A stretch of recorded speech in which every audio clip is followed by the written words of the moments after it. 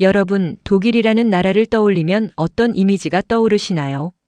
세계 최고 수준의 의료 시스템, 탄탄한 사회보장제도, 그리고 유럽에서 가장 잘 사는 나라 중 하나라는 타이틀. 독일에서 의사로 산다는 건 말 그대로 인생의 정점에 선 것이나 다름없습니다.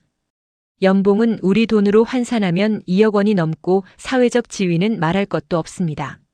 누가 봐도 부러운 삶입니다. 그런데 그 부러운 삶을 살던 한 독일 의사가 있었습니다. 민헨 대학병원에서 15년 넘게 정형외과 전문의로 일하던 사람입니다. 이름은 토마스 베버. 나이 52, 독일 바이에른주 출신의 전형적인 엘리트 의사였습니다.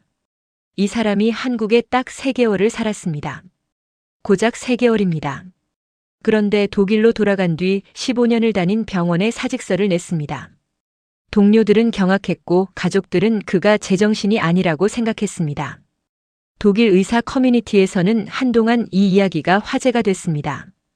도대체 한국에서 무슨 일이 있었던 걸까요? 3개월이라는 짧은 시간이 어떻게 한 사람의 인생 전체를 뒤흔들어 놓은 걸까요? 이 이야기를 끝까지 들으시면 아마 여러분도 우리가 매일 당연하게 누리고 있는 것들이 사실은 얼마나 대단한 것이었는지 새삼 깨닫게 되실 겁니다. 토마스 베버가 한국에 오게 된 건 사실 본인의 의지는 아니었습니다. 민헨 대학병원과 서울의 한 대형 종합병원 사이에 의료 교류 프로그램이 있었습니다. 양쪽 병원의 의료진이 서로의 병원에서 일정 기간 근무하면서 의료 시스템과 기술을 교류하는 프로그램이었습니다. 원래 다른 의사가 가기로 되어 있었는데 그 의사의 개인 사정으로 갑자기 빠지게 됐습니다. 병원 측에서 토마스에게 제안했고 토마스는 별 기대 없이 수락했습니다.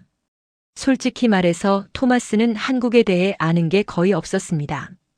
삼성이라는 회사가 있다는 것, 한국 전쟁이 있었다는 것, 그리고 K-팝이라는 게 젊은이들 사이에서 유행한다는 것 정도. 그게 전부였습니다. 유럽 사람들 대부분이 그렇듯 아시아 하면 일본이나 중국을 먼저 떠올리는 사람이었습니다. 한국이라는 나라에 대한 기대 같은 건 애초에 없었습니다. 2023년 9월 토마스는 인천공항에 도착했습니다. 민헨에서 약 11시간을 날아온 긴 여정이었습니다. 비행기에서 내려 입국장으로 향하는 통로를 걸으면서 토마스의 첫인상은 의외로 단순했습니다. 공항이 깨끗하다. 그게 전부였습니다. 아직은 아무런 감흥도 없었습니다. 그저 낯선 나라에 도착했다는 약간의 긴장감만 있었을 뿐입니다. 그런데 입국 심사를 받으면서 첫 번째 작은 놀라움을 경험했습니다. 줄이 빠르게 줄었습니다. 독일 프랑크푸르트 공항에서는 입국 심사에 1시간 이상 걸리는 경우가 허다한데 인천공항에서는 20분도 안 돼서 모든 절차가 끝났습니다. 사소한 것이었지만 토마스는 무의식적으로 그 차이를 느꼈습니다. 병원에서 보내준 차량을 타고 서울 시내로 향하면서 그는 창밖을 멍하니 바라봤습니다. 고층 빌딩들이 빽빽하게 들어선 풍경. 유럽과는 확실히 다른 분위기였지만 그렇다고 특별히 인상적이진 않았습니다. 다만 한 가지, 도로가 생각보다 깨끗하다는 걸 느꼈습니다. 독일의 아우토반도 세계적으로 유명하지만 서울의 도심 도로는 그에 못지않게 잘 관리되어 있었습니다. 그가 배정받은 숙소는 병원 인근의 오피스텔이었습니다. 짐을 풀고 간단히 샤워를 한 뒤 그는 근처 편의점에 들렀습니다. 사실 이 편의점 방문이 토마스의 한국 인식이 바뀌기 시작한 아주 작은 첫 번째 계기였습니다. 밤 11시가 넘은 시각이었습니다. 독일이었다면 이 시간에 문을 연 가게를 찾는 건 거의 불가능에 가깝습니다. 독일의 상점들은 대부분 저녁 8시면 문을 닫고 일요일에는 아예 영업을 하지 않습니다. 라덴슐루스 게제츠라는 법률로 영업시간이 엄격하게 제한되어 있기 때문입니다. 그런데 이 작은 편의점에는 없는 게 없었습니다. 따뜻한 도시락, 신선한 과일, 각종 음료, 심지어 양말과 속옷까지. 그것도 밤 11시에. 토마스는 삼각김밥이라는 걸 처음 집어들었습니다. 포장을 어떻게 뜯는지 몰라서 한참을 씨름했는데 옆에 있던 젊은 한국인이 다가와서 웃으며 뜯는 법을 알려줬습니다. 번호 순서대로 당기면 된다고. 토마스가 고맙다고 하자 그 젊은이는 손을 흔들며 가볍게 가버렸습니다. 삼각김밥을 입에 넣는 순간 토마스의 눈이 살짝 커졌습니다. 이게 우리 돈으로 1,000원도 안 한다는 게 믿기지 않았던 겁니다. 하지만 이건 정말 시작에 불과했습니다. 다음 날 토마스는 서울의 대형 종합병원에 처음 출근했습니다. 독일에서 15년을 일한 베테랑 의사입니다. 웬만한 건 다 봤다고 자부하는 사람이었습니다. 그런데 병원 로비에 들어서는 순간 그는 자신도 모르게 발걸음을 멈췄습니다. 일단 규모가 달랐습니다. 독일의 대학병원도 크지만 이 병원은 차원이 달랐습니다. 로비는 마치 고급 호텔을 연상시켰고 곳곳에 설치된 키오스크와 안내 로봇이 환자들을 응대하고 있었습니다. 접수부터 수납까지 거의 모든 과정이 디지털화되어 있었습니다. 환자가 도착하면 키오스크에서 접수를 하고 대기 번호를 받고 자기 순서가 되면 스마트폰으로 알림이 옵니다. 진료가 끝나면 수납도 키오스크에서 하거나 앱으로 결제할 수 있습니다. 처방전은 자동으로 약국에 전송됩니다.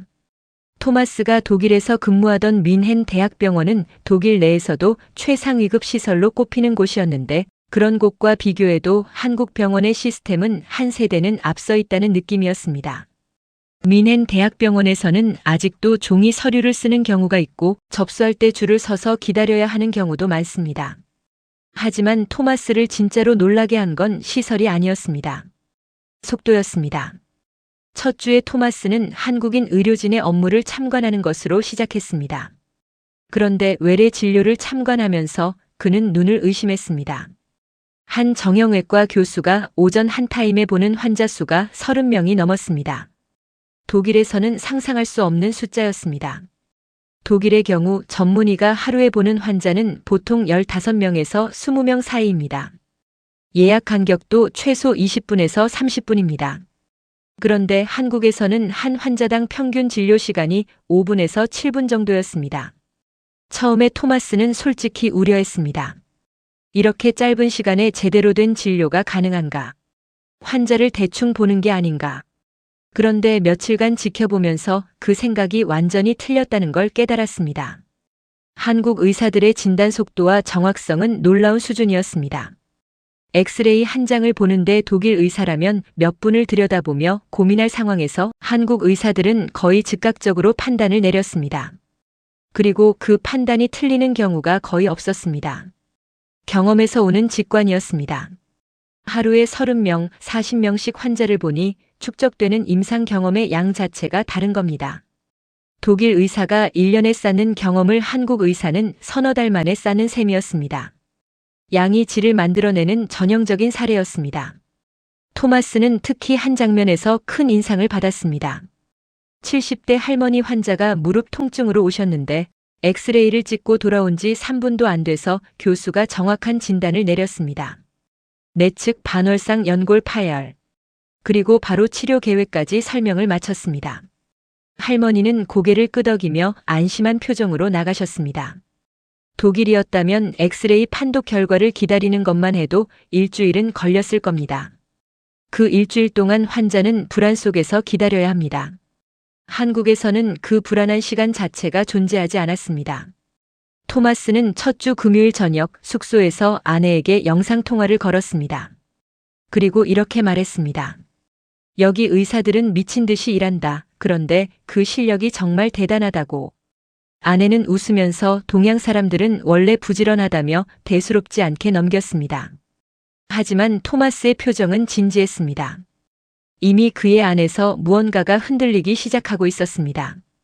둘째 주에 접어들면서 토마스는 본격적으로 한국 병원의 시스템을 경험하기 시작했습니다. 그리고 여기서 그는 완전히 충격을 받았습니다. 독일에서 무릎 인공관절 수술을 받으려면 어떤 과정을 거치는지 아십니까? 먼저 주치의에게 가서 소견서를 받습니다. 그 소견서를 들고 정형외과 전문의에게 갑니다. 전문의가 진단을 내리고 수술이 필요하다고 판단하면 수술 일정을 잡습니다. 여기까지 보통 2달에서 3달이 걸립니다. 수술 일정을 잡고 나서도 실제 수술까지 다시 3달에서 6달을 기다려야 합니다. 운이 나쁘면 1년을 기다리는 경우도 있습니다. 무릎이 아파서 제대로 걷지도 못하는 사람이 수술을 받기까지 거의 1년을 고통 속에서 기다려야 하는 겁니다. 한국은 어땠을까요? 토마스가 직접 목격한 사례입니다. 한 60대 남성 환자가 외래로 왔습니다. 무릎 통증이 심해서 걷기가 힘든 상태였습니다. 진료를 받고 MRI를 찍고 판독 결과를 받고 수술 일정을 잡는 데까지 걸린 시간. 이틀이었습니다.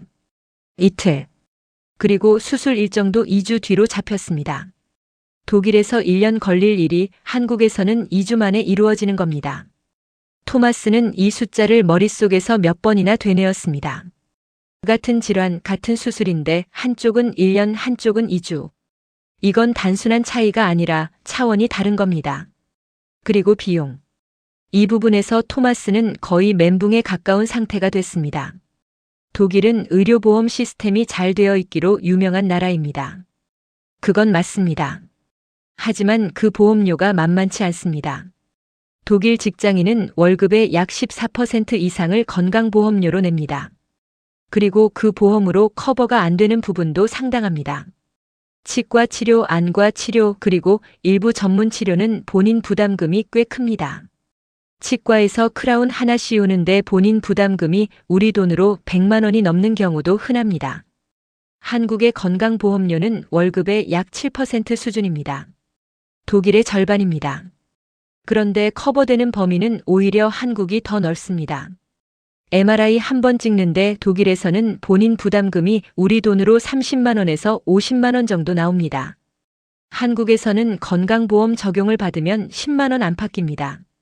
무릎 인공관절 수술 비용은 독일에서 본인 부담금만 수백만 원이 들 수 있는데 한국에서는 건강보험 적용 시 본인 부담금이 200만 원도 안 되는 경우가 많습니다. 토마스는 이 숫자들을 보면서 자기가 뭔가 잘못 이해하고 있는 건 아닌지 몇 번이나 확인했습니다. 한국인 동료 의사에게 물어봤더니 동료는 오히려 의아한 표정을 지었습니다. 그게 왜 놀라운 건지 모르겠다는 반응이었습니다. 한국 사람들에게는 너무나 당연한 것이었으니까요. 토마스는 이때 처음으로 이런 생각을 했습니다. 한국 사람들은 자기들이 얼마나 좋은 시스템 속에서 살고 있는지 모르는 것 같다고. 물속에 있는 물고기가 물을 모르는 것처럼 한국 사람들은 자기들의 의료 시스템이 세계적으로 얼마나 경이로운 수준인지 체감하지 못하고 있다고. 오히려 불만이 많다는 게 신기하다고. 셋째 주부터 토마스는 직접 수술에 참여하기 시작했습니다. 물론 집도인은 아니고 보조 역할이었습니다. 하지만 수술실에서의 경험은 그에게 또 한 번의 충격을 안겨줬습니다. 한국 수술실의 장비 수준은 세계 최고였습니다. 로봇 보조 수술 시스템, 3D 프린팅을 활용한 맞춤형 수술 가이드, 최신 내비게이션 시스템. 독일의 뮌헨 대학병원에도 이런 장비들이 있긴 했지만 한국 병원에서는 이것들을 훨씬 더 적극적이고 일상적으로 활용하고 있었습니다. 독일에서는 특별한 케이스에만 사용하는 장비를 한국에서는 일반적인 수술에서도 당연하다는 듯이 쓰고 있었습니다. 그런데 장비보다 토마스를 더 놀라게 한 건 수술실의 분위기였습니다. 한국 의료진의 팀워크는 그가 지금까지 경험해 본 것 중 최고 수준이었습니다. 집도의와 보조의 마취과 의사, 간호사, 모든 인원이 하나의 유기체처럼 움직였습니다. 누가 무엇을 해야 하는지 말하지 않아도 알고 있었고 돌발 상황이 발생했을 때의 대처 속도도 놀라웠습니다. 수술 도중 출혈이 예상보다 많아진 상황이 한 번 있었는데 집도의가 한마디 하기도 전에 간호사가 이미 필요한 기구를 준비해서 내밀고 있었습니다. 마치 서로의 생각을 읽는 것 같았습니다. 그리고 무엇보다 이들의 체력과 집중력이 경이로웠습니다. 토마스가 참관한 어느 날 한 교수는 오전 8시부터 오후 6시까지 수술 4건을 연달아 소화했습니다. 점심은 수술과 수술 사이 20분 동안 김밥 한 줄로 때웠습니다.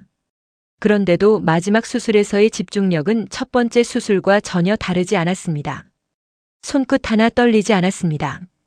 토마스는 독일에서 하루에 수술 2건만 해도 녹초가 됐는데 이 사람들은 도대체 어디서 이런 에너지가 나오는 건지 이해할 수 없었습니다. 수술이 끝난 후 교수에게 조심스럽게 물어봤습니다. 이렇게 많은 수술을 하루에 하면 힘들지 않느냐고. 교수는 피곤한 기색 하나 없이 웃으면서 이렇게 대답했습니다. 환자가 기다리고 있으니까요. 오늘 할 수 있는 수술을 내일로 미루면 환자가 하루 더 아프잖아요. 토마스는 그 말에 할 말을 잃었습니다.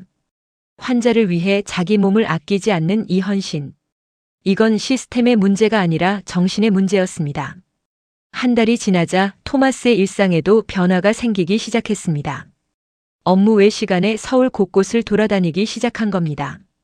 그리고 이 일상에서의 경험들이 사실 토마스의 인생관을 바꾸는데 결정적인 역할을 했습니다. 처음으로 지하철을 탄 날이었습니다. 병원 동료가 알려준 대로 교통카드를 충전하고 지하철역에 들어갔습니다. 일단 역사 안이 너무 깨끗해서 놀랐습니다. 독일의 지하철역은 낡고 어두운 곳이 많습니다. 벽에 낙서가 가득하고 소변 냄새가 진동하는 역도 드물지 않습니다. 특히 밤 시간대에는 분위기가 험악해지는 역도 있어서 현지인들도 피하는 곳이 있을 정도입니다. 그런데 서울 지하철역은 마치 대형 쇼핑몰 같았습니다. 바닥은 반들반들했고 조명은 밝았고 냉난방도 완벽했습니다. 열차가 도착했을 때 토마스는 스크린도어를 보고 또 한 번 놀랐습니다. 독일에는 스크린도어가 있는 역이 거의 없습니다. 승강장에서 실족해서 사고가 나는 경우도 종종 있습니다. 한국은 거의 모든 역에 스크린도어가 설치되어 있었습니다. 그리고 열차 안. 좌석마다 히터가 들어와 있었고 노약자석은 따로 색깔이 다르게 구분되어 있었습니다.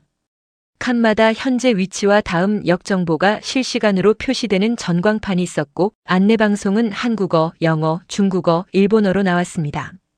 하지만 토마스에게 가장 인상 깊었던 건 따로 있었습니다. 지하철 안에서 졸고 있는 사람들이었습니다. 가방을 옆에 두고 혹은 무릎 위에 올려놓고 편안하게 잠들어 있는 사람들.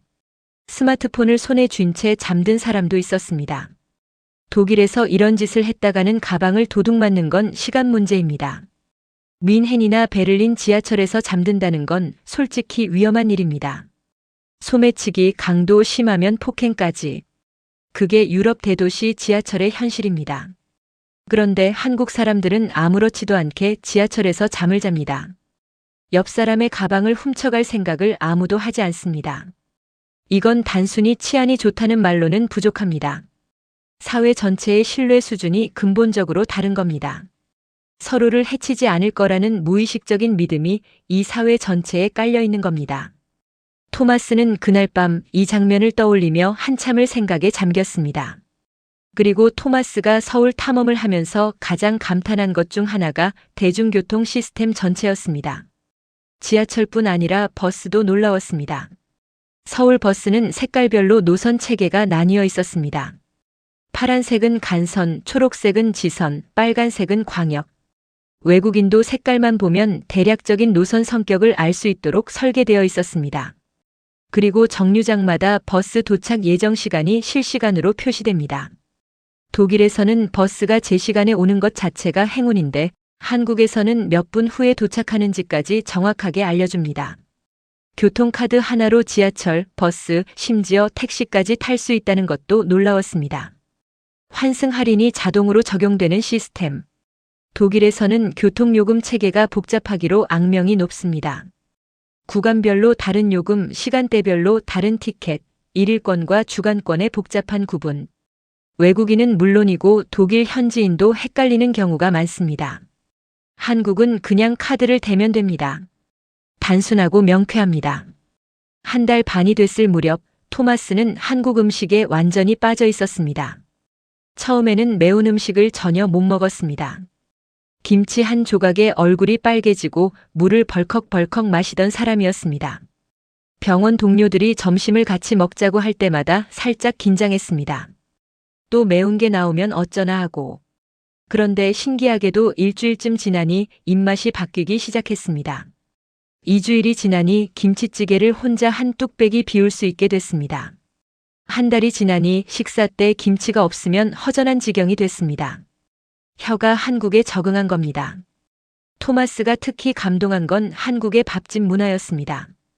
병원 근처 골목에 작은 식당들이 줄줄이 있었는데 점심시간이면 직장인들로 북적였습니다. 6,000원, 7,000원짜리 백반집에 들어가면 밥과 국은 기본이고 반찬이 대여섯 가지가 깔립니다. 김치, 나물, 계란말이, 멸치볶음, 콩자반. 그리고 이 반찬을 다 먹으면 리필이 됩니다. 공짜로. 토마스는 이 리필 문화를 처음 경험했을 때 진심으로 당황했습니다. 독일 식당에서 물 한 잔을 시키면 돈을 내야 합니다. 수돗물은 제공하지 않고 미네랄 워터를 주문해야 합니다. 빵 한 조각을 추가하면 추가 요금이 붙습니다. 그런데 한국에서는 반찬을 아무리 먹어도 추가 요금이 없습니다. 물은 당연히 무료고 어떤 식당은 식후 커피까지 무료로 줍니다. 토마스는 이게 어떻게 장사가 되는 건지 진심으로 궁금했습니다. 한 번은 백반집 사장님이 토마스를 알아보고 서비스라며 계란찜을 하나 더 내왔습니다. 외국에서 왔으니 많이 먹으라며. 토마스는 그 따뜻한 마음에 괜히 눈시울이 붉어졌습니다. 독일 식당에서 서비스로 뭔가를 내오는 건 거의 있을 수 없는 일이었으니까요. 그리고 배달 문화. 이건 토마스의 상식을 완전히 뒤엎었습니다. 밤 12시에 치킨을 시키면 30분 안에 따끈따끈한 치킨이 문 앞에 도착합니다. 독일에서도 배달 서비스가 있긴 하지만 선택지가 극히 제한적이고 배달 시간도 1시간에서 1시간 반은 기본입니다. 그리고 밤 10시가 넘으면 배달 자체가 불가능한 경우가 대부분입니다. 토마스는 처음으로 배달 앱을 써본 날 주문 과정의 간편함에 놀랐고 배달 속도에 또 놀랐고 음식의 질에 세 번째로 놀랐습니다. 그리고 가격에 네 번째로 놀랐습니다. 치킨 한 마리에 18,000원. 독일에서 이 정도 양과 질의 치킨을 배달로 시키면 우리 돈으로 4만 원은 나올 겁니다.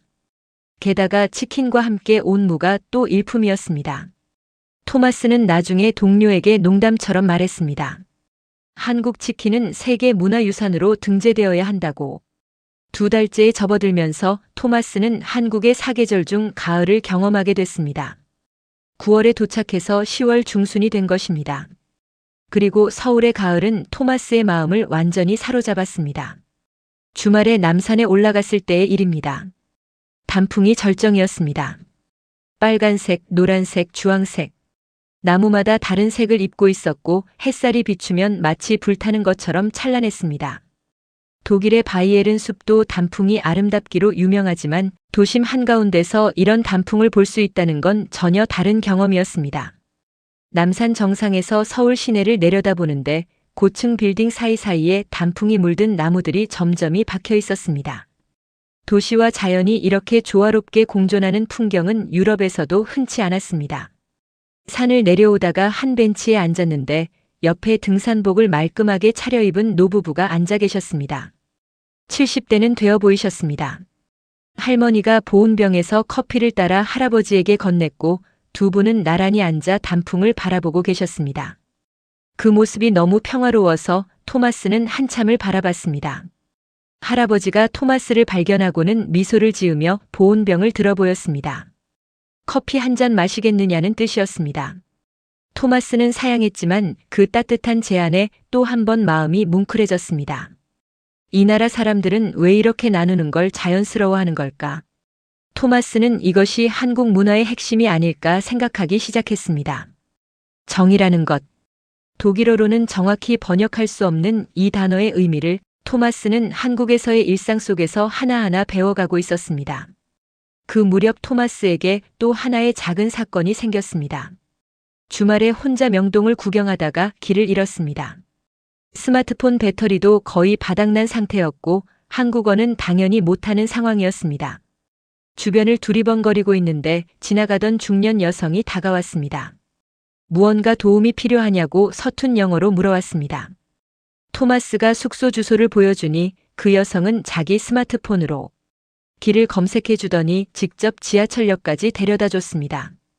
걸어서 10분 정도 되는 거리를. 토마스가 고맙다고 하자 그 여성은 손을 흔들며 아무렇지도 않게 가버렸습니다. 자기가 가던 방향과 반대쪽이었는데도 자기 시간과 동선을 바꿔가며 낯선 외국인을 도와준 겁니다. 독일에서 이런 경험은 거의 불가능합니다. 독일 사람들은 기본적으로 낯선 사람에게 말을 거는 걸 꺼려합니다. 설령 도움을 준다 해도 길을 알려주는 정도이지 직접 데려다 주는 건 상상하기 어렵습니다. 토마스는 이 경험 이후로 한국 사람들에 대한 인식이 확 바뀌었습니다. 그리고 비슷한 경험이 계속 이어졌습니다. 카페에서 노트북을 놓고 화장실을 다녀왔는데 아무도 건드리지 않은 채 그대로 있었습니다. 식당에서 지갑을 떨어뜨렸는데 다음 손님이 주워서 직원에게 맡겨뒀습니다. 지하철에서 우산을 놓고 내렸는데 영무원에게 연락하니 유실물로 보관되어 있었습니다. 이런 일들이 한두 번이 아니었습니다. 독일에서는 카페에서 자리를 비우면 노트북은 당연히 들고 가야 합니다. 놓고 가면 10중 8구 없어집니다. 지갑을 떨어뜨리면 되찾을 확률은 절반도 안 됩니다. 한국에서는 분실물이 돌아오는 게 당연한 문화였습니다. 토마스는 점점 이런 생각을 하게 됐습니다. 이 나라 사람들은 도대체 왜 이렇게 정직한 거지?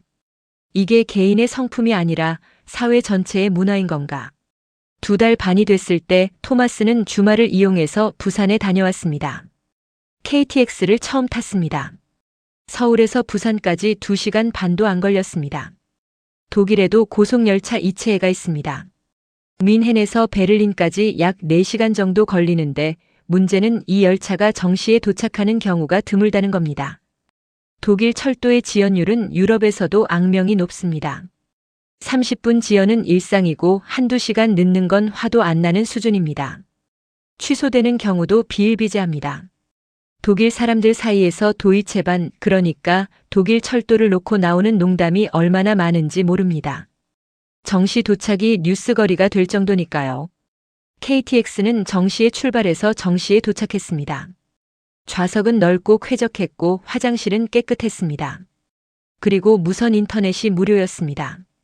독일 이체에서는 무선 인터넷을 쓰려면 추가 요금을 내야 하는 경우가 많고 속도도 느려서 실질적으로 쓸 수가 없습니다.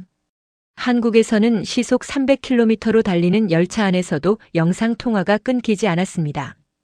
부산에 도착해서 해운대에 갔습니다. 바다를 보며 회를 먹었습니다. 신선한 회 한 접시에 소주 한 병. 토마스는 이때 거의 종교적인 경험을 했다고 나중에 농담처럼 말했습니다.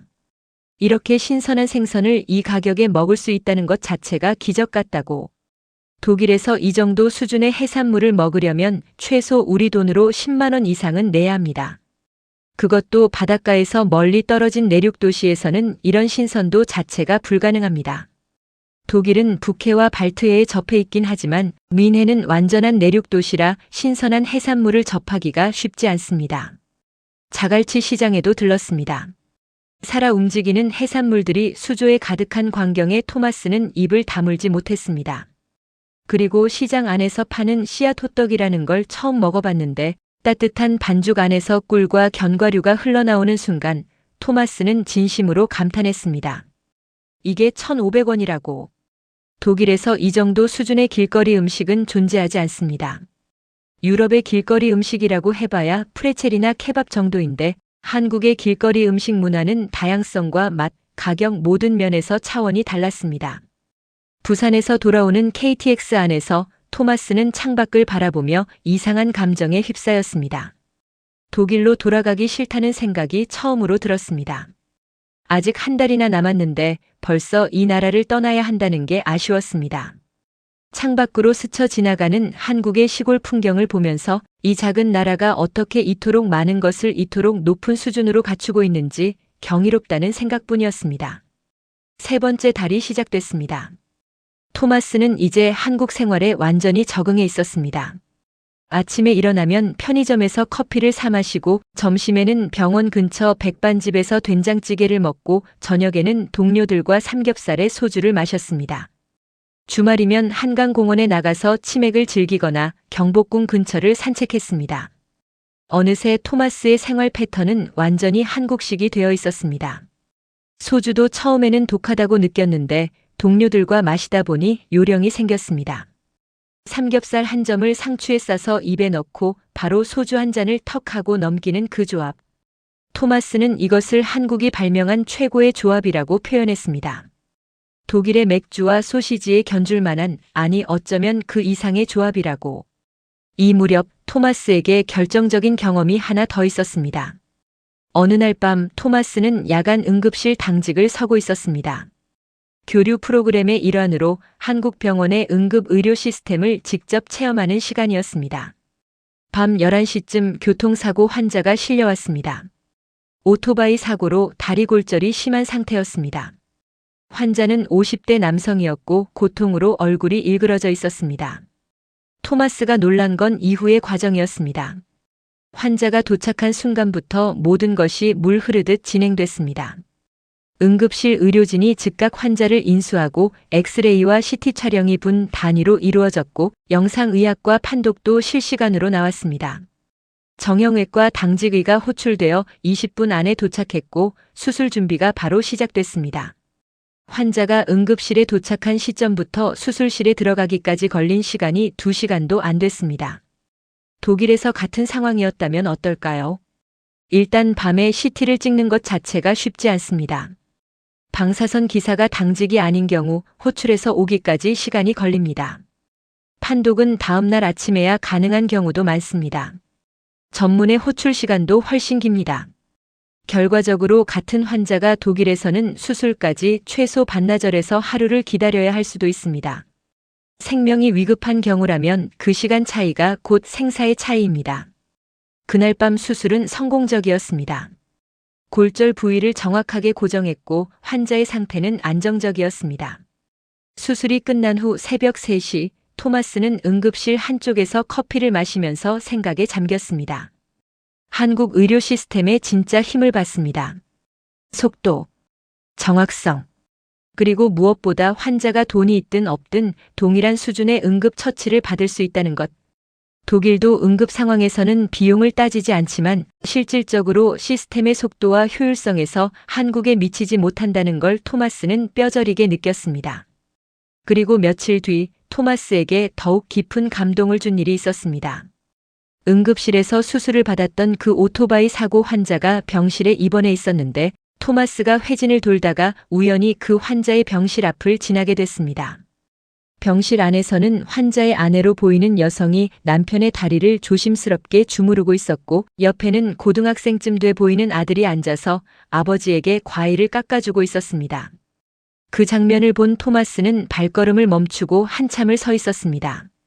독일 병원에서는 면회 시간이 엄격하게 정해져 있고 보호자가 병실에서 환자를 돌보는 풍경은 흔하지 않습니다. 하지만 한국 병원에서는 가족이 환자 곁을 지키는 게 자연스러운 문화였습니다.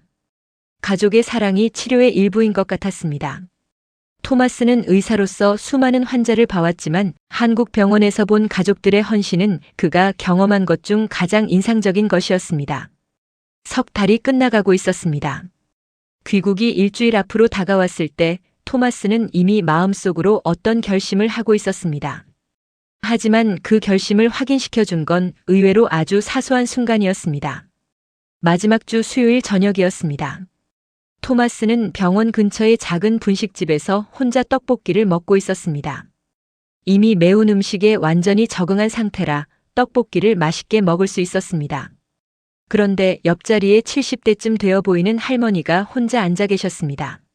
할머니는 토마스를 보더니 갑자기 자기 반찬을 하나 건네밀었습니다. 어묵이었습니다.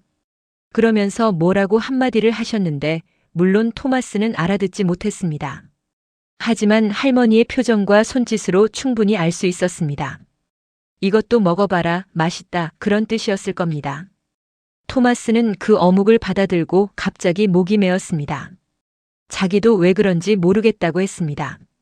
그냥 이름도 모르는 할머니가 외국인에게 아무런 대가 없이 음식을 나눠주는 그 장면이 한국이라는 나라를 압축적으로 보여주는 것 같았다고. 이게 바로 이 나라의 본질이구나 하는 생각이 들었다고. 돈으로 살 수 없는 것, 시스템으로 만들 수 없는 것, 오직 사람의 마음에서만 나올 수 있는 것. 그게 한국에는 있었습니다. 마지막 주 금요일 토마스는 한국 병원 동료들과 송별회를 했습니다. 삼겹살집에서 고기를 구우며 소주를 나눴습니다. 토마스는 이미 소주를 꽤 잘 마실 수 있게 돼 있었습니다. 동료들은 토마스에게 한국이 어땠느냐고 물었습니다. 토마스는 잠시 생각하더니 더듬더듬 한국어로 대답했습니다. 한국 최고라고. 동료들이 웃었습니다. 토마스도 웃었습니다. 하지만 그 웃음 뒤에 이별의 아쉬움이 있었습니다. 송별회가 끝나고 숙소로 돌아오는 길, 토마스는 서울의 밤거리를 천천히 걸었습니다. 밤 11시가 넘은 시각. 거리는 아직 환했고 사람들이 돌아다니고 있었습니다. 젊은 커플이 손을 잡고 걷고 직장인들이 삼삼오오 모여 이야기를 나누고 편의점에서 나오는 학생들이 웃고 떠들고 이 평화로운 밤 풍경이 토마스에게는 너무나 소중하게 느껴졌습니다. 독일에서 밤 11시에 이렇게 편안하게 거리를 걸을 수 있는 곳이 얼마나 될까? 뮌헨도 안전한 도시라고는 하지만 밤이 깊어지면 특정 구역은 피하는 게 상식입니다. 한국에서는 그런 걱정 자체가 없었습니다. 독일로 돌아가는 비행기 안에서 토마스는 12시간의 비행 내내 잠을 이루지 못했습니다. 창밖으로 구름을 바라보면서 지난 3개월을 머릿속에서 반복해서 되짚었습니다. 병원에서의 경험, 지하철에서의 놀라움, 음식의 감동, 사람들의 친절, 밤거리의 안전함, 남산의 단풍, 부산의 회, 할머니의 어묵, 그 모든 것들이 한꺼번에 밀려왔습니다. 기내식이 나왔는데 한 입 먹다가 내려놓았습니다. 한국 음식에 길들여진 입맛에 기내식이 너무 싱겁고 밋밋하게 느껴졌기 때문입니다. 뮌헨 공항에 도착했을 때 첫 번째로 느낀 건 공항의 칙칙함이었습니다. 인천공항의 밝고 깨끗한 느낌에 익숙해진 눈에는 뮌헨 공항마저 어둡고 낡아 보였습니다. 물론 뮌헨 공항은 유럽에서도 좋은 공항으로 꼽히는 곳인데도 말입니다. 입국 심사줄은 길었고 수화물은 늦게 나왔고 공항에서 시내로 나가는 교통편을 기다리는데 30분이 넘게 걸렸습니다. 인천공항에서의 매끄러운 경험과는 하늘과 땅 차이였습니다. 집에 도착해서 아내와 저녁을 먹었습니다. 독일식 감자 요리와 소시지. 분명 좋아하던 음식인데 입에서 뭔가 허전했습니다. 김치가 없었기 때문입니다. 토마스는 혼자 피식 웃었습니다. 석 달 전까지만 해도 김치 냄새를 맡으면 코를 찡그리던 사람이 이제는 김치 없는 식사가 허전하다니. 아내에게 말했습니다. 한국 식료품점에 가서 김치를 사와야겠다고. 아내는 의아한 표정을 지었지만 대수롭지 않게 넘겼습니다. 하지만 웃음은 금방 사라졌습니다. 일상으로 복귀하면서 불편함이 하나둘 느껴지기 시작했기 때문입니다. 월요일 아침 병원에 출근했습니다. 예약된 환자 목록을 확인했는데 첫 환자의 예약 시간이 오전 9시 30분이었습니다. 그런데 그 환자의 진료 기록을 확인하려고 시스템에 접속했더니 로딩이 느렸습니다. 한국 병원에서는 환자 정보가 클릭 한 번이면 즉시 떴는데 독일 병원의 시스템은 체감상 3배는 느렸습니다. 과거 엑스레이 영상을 불러오는 데만 20초 이상이 걸렸습니다. 한국에서는 3초면 충분했는데 첫 환자를 진료했습니다. 어깨 통증을 호소하는 환자였는데 MRI가 필요해 보였습니다. 토마스가 MRI 촬영 오더를 넣었습니다. 예상 촬영 날짜가 화면에 떴습니다. 3주 후. 한국에서였다면 당일이나 다음 날이면 가능했을 텐데. 토마스는 한숨이 나왔습니다. 환자에게 3주를 기다려야 한다고 말하는 순간 한국에서의 경험이 떠올랐습니다. 이래서는 안 되는데. 환자는 지금 아픈데. 점심시간에 병원 구내식당에 갔습니다. 빵, 치즈, 햄, 샐러드. 나쁘지 않은 메뉴였지만 한국 병원 식당에 그 풍성한 한 끼가 떠올랐습니다. 따끈한 밥에 국 그리고 반찬 대여섯 가지. 그리고 식후 커피까지 무료였던 그 경험. 독일 구내식당에서는 커피 한 잔에 1유로 50을 내야 합니다. 그 커피마저 한국 편의점 커피보다 맛이 없었습니다. 퇴근 후 장을 보러 슈퍼마켓에 갔습니다. 저녁 8시였는데 문을 닫는 중이었습니다. 아, 맞다. 여기는 독일이지. 한국처럼 밤 12시에도 장을 볼 수 있는 나라가 아니었습니다. 토마스는 빈손으로 돌아서야 했습니다. 결국 집에서 남은 빵과 치즈로 저녁을 때웠습니다. 문득 한국의 편의점이 그리워졌습니다. 이 시간에도 환하게 불을 켜고 따뜻한 도시락과 삼각김밥을 팔고 있을 그 공간이. 일주일이 지났습니다. 불편함은 줄어들기는커녕 점점 더 뚜렷해졌습니다. 화요일 퇴근 후 지하철을 탔습니다. 뮌헨 지하철입니다. 좌석에 앉았는데 옆자리에 취객이 비틀거리며 앉았습니다. 알코올 냄새가 진동했습니다. 맞은편에는 벽에 스프레이로 낙서가 되어 있었고 바닥에는 누군가 버린 맥주캔이 굴러다녔습니다. 서울 지하철의 깨끗한 좌석과 조용한 분위기가 떠올랐습니다.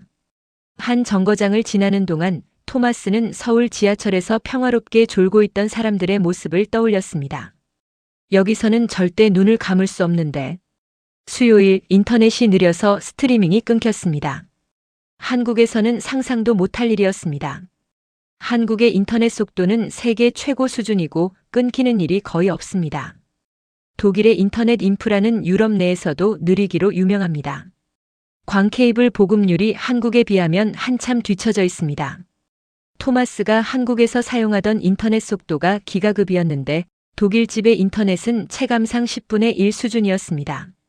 영상 한 편 보는데 버퍼링이 걸리니 답답함을 넘어 짜증이 났습니다. 목요일에는 출근길에 비가 왔습니다. 뮌헨의 도로는 비가 오면 군데군데 물이 고입니다. 배수시설이 노후한 구간이 있기 때문입니다. 서울의 도로가 비가 와도 물이 빠르게 빠지던 걸 생각하면 이것도 아쉬운 부분이었습니다. 사소한 것 하나하나가 비교가 됐습니다. 한국에서의 3개월이 기준점이 되어버린 겁니다.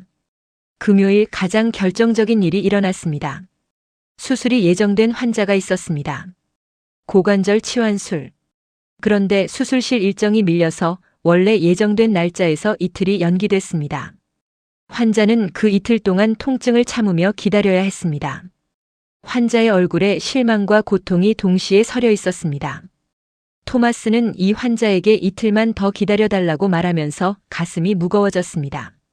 한국이었다면 이런 일이 없었을 거라는 걸 알고 있었습니다. 한국 병원의 수술실 운영 효율은 독일과 비교가 안 됐으니까요. 환자가 아픈데 시스템 때문에 치료를 못 해주는 이 상황. 토마스는 의사로서 이걸 더 이상 견딜 수 없었습니다. 그날 저녁 집에 돌아온 토마스는 서재에 들어가 문을 닫았습니다. 한참을 앉아 있다가 컴퓨터를 켰습니다. 그리고 사직서를 쓰기 시작했습니다. 키보드를 두드리는 손이 약간 떨렸습니다. 15년입니다. 15년을 다닌 직장에 사직서를 쓴다는 건 보통 결심으로 할 수 있는 일이 아닙니다. 하지만 토마스의 눈은 흔들리지 않았습니다. 아내가 서재 문을 노크한 건 밤 10시가 넘어서였습니다. 토마스의 표정이 심상치 않다는 걸 느꼈던 겁니다. 토마스는 아내에게 사직서를 보여줬습니다.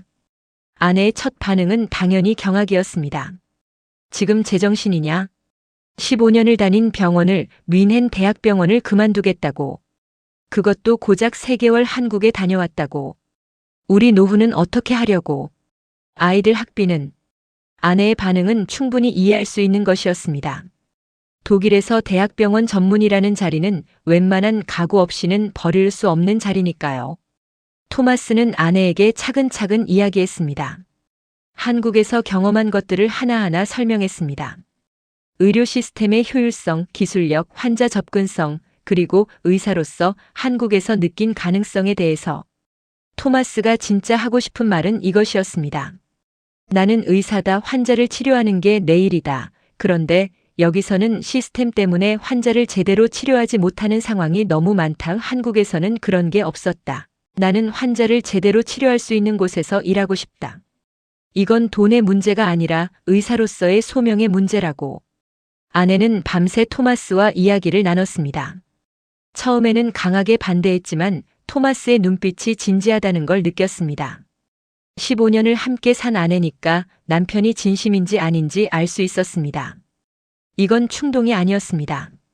석 달간의 경험이 만들어낸 깊은 확신이었습니다. 동이 트기 시작할 무렵 아내는 긴 침묵 끝에 한마디를 했습니다. 당신이 정말 그렇게 하고 싶다면 나는 따르겠다고. 다음 주 월요일 토마스는 병원장에게 면담을 요청했습니다. 병원장은 토마스의 사직 의사를 듣고 만류했습니다. 연봉을 올려줄 테니 재고해달라고. 직급을 올려주겠다고. 하지만 토마스의 마음은 이미 정해져 있었습니다.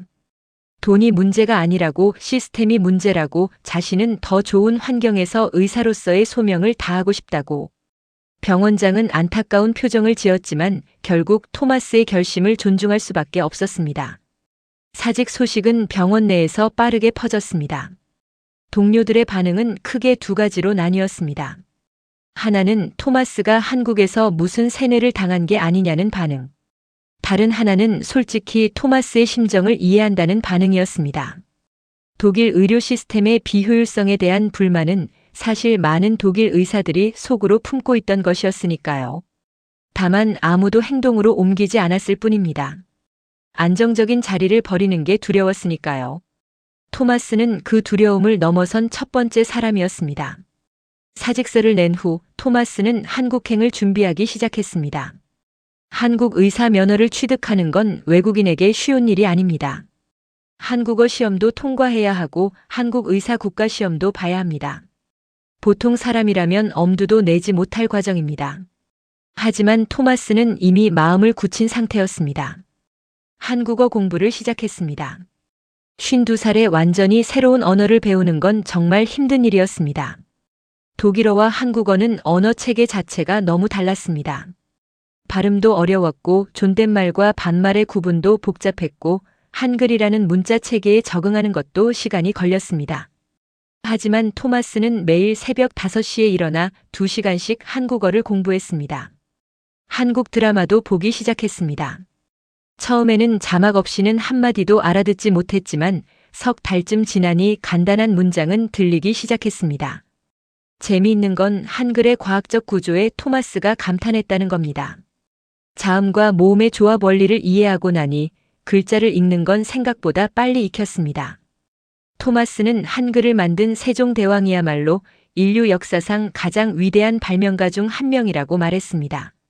알파벳은 수천 년에 걸쳐 자연스럽게 진화한 문자인데 한글은 한 사람의 의지와 철학으로 설계된 문자라는 게 놀라웠다고. 의학 용어를 한국어로 외우는 건 또 다른 차원의 고통이었습니다. 독일어로 익숙한 의학 용어들을 한국어로 다시 배워야 했으니까요. 하지만 토마스는 포기하지 않았습니다.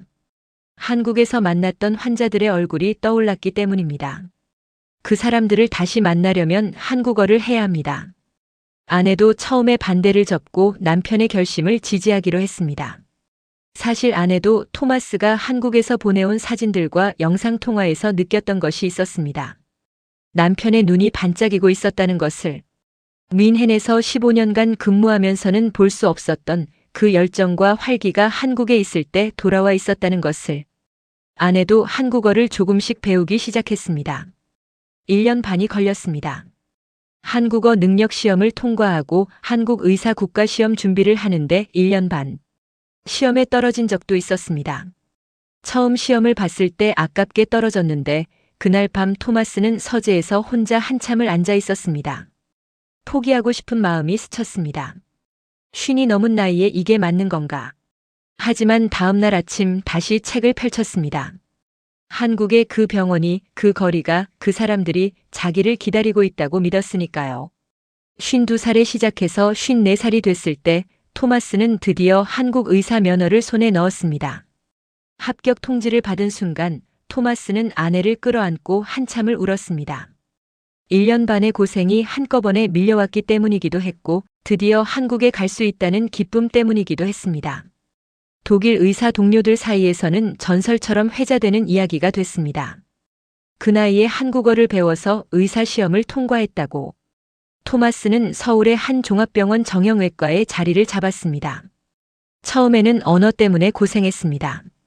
의학 용어는 시험 공부를 하면서 어느 정도 익혔지만 환자들과의 일상 대화에서 막히는 부분이 많았습니다. 특히 어르신 환자분들이 사투리를 쓰거나 빠르게 말씀하시면 도저히 알아들을 수가 없었습니다. 경상도 사투리를 쓰시는 할아버지 환자가 오셨을 때는 통역이 필요한 수준이었습니다. 그런데 신기한 일이 일어났습니다. 환자들이 토마스를 도와주기 시작한 겁니다. 토마스가 한국어를 더듬더듬하면 환자들이 오히려 천천히 다시 말해주고 어떤 환자는 자기 증상을 종이에 그림으로 그려서 설명해주기도 했습니다. 한 할아버지는 진료가 끝난 후 토마스에게 한국어 표현을 하나 가르쳐주고 가는 게 습관이 되었습니다. 오늘의 한국어 한마디라며 수고했어요. 고맙습니다. 맛있게 드세요. 건강하세요. 이런 표현들을 하나하나 알려줬습니다. 토마스는 이런 환자들 덕분에 한국어 실력이 빠르게 늘었습니다. 그리고 동시에 한국 환자들의 따뜻함에 매번 감동했습니다. 독일에서는 의사와 환자 사이에 보이지 않는 벽이 있습니다. 관계가 형식적이고 사무적입니다. 하지만 한국에서는 환자들이 의사를 마치 가족처럼 대했습니다. 명절에는 과일 한 상자를 들고 오는 환자도 있었고 퇴원하면서 손편지를 남기는 환자도 있었습니다. 한 할머니는 직접 만든 깍두기를 한 통 들고 와서 이거 먹으면서 힘내라고 하셨습니다. 토마스는 그 깍두기를 일주일에 걸쳐 아껴 먹었습니다. 토마스가 한국에서 정형외과 의사로 일하면서 가장 보람을 느낀 건 역시 수술이었습니다. 독일에서 한 달에 수술 8건 정도를 했는데 한국에서는 한 달에 20건 이상을 소화했습니다. 양이 늘었다는 것도 중요했지만 더 중요한 건 수술의 질이었습니다. 최신 장비와 효율적인 시스템 덕분에 토마스는 독일에서보다 더 정밀하고 빠른 수술을 할 수 있었습니다. 환자의 회복 기간도 눈에 띄게 짧았습니다. 그리고 결정적으로 한국에서는 환자들이 기다리지 않았습니다. 수술이 필요한 환자에게 곧바로 수술 일정을 잡아줄 수 있다는 것. 이것이 토마스에게는 의사로서 가장 큰 보람이었습니다. 독일에서는 수술을 기다리는 동안 환자의 상태가 악화되는 경우를 숱하게 봤습니다. 한국에서는 그런 일이 거의 없었습니다. 아프면 빨리 치료받을 수 있다. 이 당연한 것이 독일에서는 당연하지 않았는데 한국에서는 당연했습니다. 한 번은 80대 할머니의 고관절 수술을 집도했는데 수술 후 일주일 만에 보행기를 잡고 걸으실 수 있게 됐습니다. 할머니는 토마스의 손을 꼭 잡고 고맙다고 하셨습니다. 아들, 딸보다 낫다며 웃으셨습니다. 토마스는 그 순간 자기가 한국에 온 이유를 다시 한번 확인했습니다. 이거였구나. 이 보람, 이 감동. 이게 내가 의사인 이유구나. 토마스의 아내도 한국에 함께 왔습니다. 처음에는 적응이 쉽지 않았습니다. 독일에서 나고 자란 사람이 갑자기 아시아의 한 나라에서 살게 된 건 문화적으로 꽤 큰 충격이었습니다. 언어도 안 되고 아는 사람도 없고 모든 게 낯설었습니다. 하지만 아내도 석 달쯤 지나자 한국의 매력에 빠지기 시작했습니다. 아내가 가장 좋아한 건 한국의 안전함이었습니다. 독일에서는 밤에 혼자 돌아다니는 게 불안한 지역이 꽤 있습니다. 특히 대도시의 특정 구역은 밤에는 아예 가지 않는 게 상식입니다. 그런데 한국에서는 새벽 2시에 혼자 편의점을 다녀와도 아무런 불안감이 없었습니다. 아내는 이것만으로도 한국에 올 가치가 있다고 말했습니다. 독일에서는 항상 주변을 경계하면서 걸어야 했는데 여기서는 그런 긴장이 전혀 필요 없다고. 그리고 아내가 또 하나 감동한 건 한국의 의료 접근성이었습니다. 아내는 독일에서 피부과를 가려면 예약을 잡고 3달을 기다려야 했습니다. 한국에서는 그냥 동네 피부과에 걸어 들어가면 됐습니다. 예약 없이. 그리고 30분 안에 진료를 받고 나올 수 있었습니다. 비용도 독일의 3분의 1 수준이었습니다. 아내는 이 경험을 하고 나서 독일에 있는 친구들에게 전화해서 흥분된 목소리로 이야기했습니다. 여기서는 아프면 그날 바로 병원에 갈 수 있다고. 친구들은 믿지 않았습니다. 그게 어떻게 가능하냐고. 아내는 또 한국의 미용 문화에도 빠졌습니다. 한국 화장품의 품질과 가격에 놀랐고 피부관리실의 서비스 수준에 감탄했습니다. 독일에서 비슷한 수준의 서비스를 받으려면 5배는 더 내야 한다고 했습니다. 그리고 한국 사람들의 패션 감각에도 감탄했습니다. 거리를 지나다니는 사람들이 하나같이 깔끔하고 세련됐다고. 독일에서는 기능성 위주의 옷차림이 대부분인데 한국 사람들은 일상에서도 스타일에 신경을 쓴다고. 한국에서의 생활이 1년을 넘기면서 토마스 부부는 확신하게 됐습니다. 이곳이 자신들의 새로운 고향이라는 것을. 더 이상 독일로 돌아갈 생각은 없었습니다.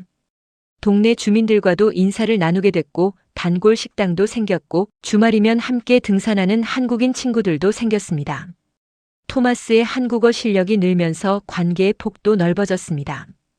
토마스는 한국에서 일하면서 한 가지 더 깨달은 게 있었습니다. 한국 사회의 저력입니다. 한국이라는 나라가 어떻게 이 정도의 시스템을 만들어냈는지 그 배경에 대해 생각하게 된 겁니다.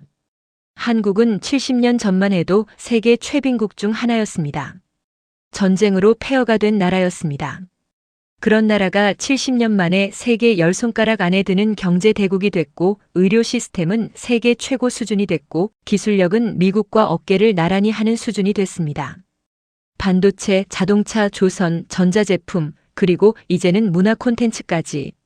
토마스는 역사를 공부하면서 이것이 얼마나 경이로운 성취인지 깨달았습니다. 인류 역사상 이런 속도의 발전을 이룬 나라는 한국이 유일하다고 해도 과언이 아닙니다. 그리고 그 원동력이 무엇인지도 알게 됐습니다. 사람이었습니다. 한국 사람들의 근면함, 교육에 대한 열정, 그리고 더 나아지려는 끊임없는 의지. 토마스가 병원에서 만난 한국 의사들, 간호사들, 직원들 모두가 그런 사람들이었습니다.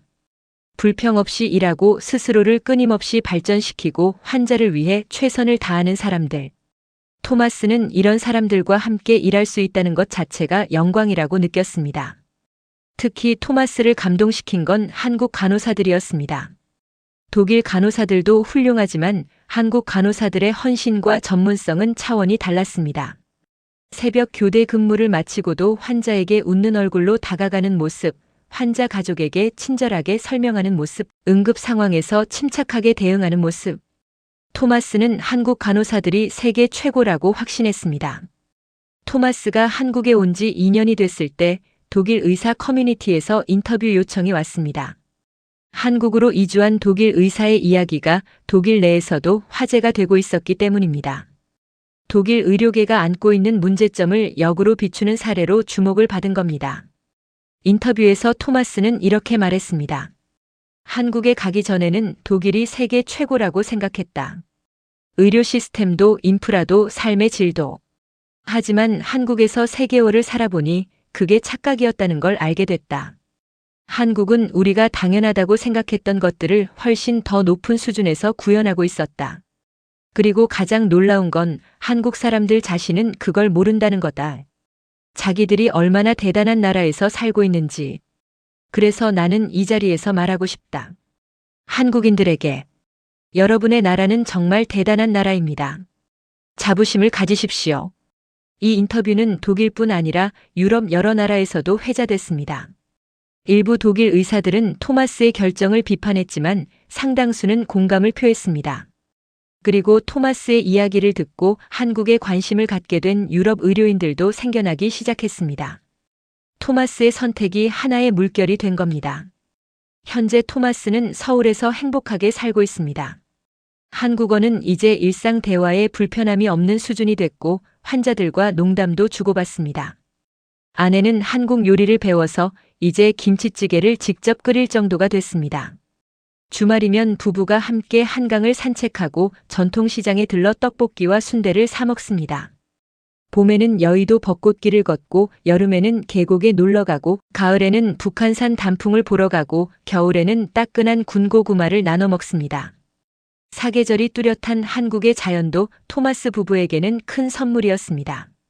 토마스는 가끔 독일에 있는 친구들에게 이런 이야기를 합니다. 내가 인생에서 가장 잘한 결정이 뭔지 아느냐? 의대에 간 것도 아니고 결혼을 한 것도 아니다. 한국에 간 거다. 그 3개월이 내 인생을 바꿨다. 그리고 토마스는 한 가지 더 덧붙입니다.